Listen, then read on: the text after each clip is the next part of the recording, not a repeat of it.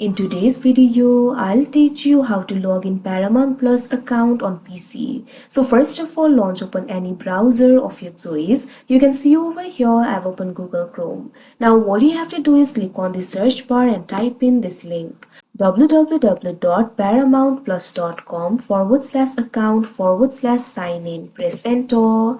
Now after you do that, you'll be led to the sign in interface of Paramount Plus. From here, you'll be able to sign in to your account. All you have to do is enter your email and password. So click on the field of email and provide the email address over here. Make sure to enter the correct email address. Now after you do that, click on the field of password and enter your password. If you have forgotten your password, click on this option, forget password, and you'll be able to recover it. After you do that, what you have to do is enter the password over here. Now after you enter all the credentials, click on this option, continue, that you can see on the screen. After that, you'll be logged in to your account. So that is how you log in Paramount Plus account on PC. I hope you found this video helpful. Thank you for watching.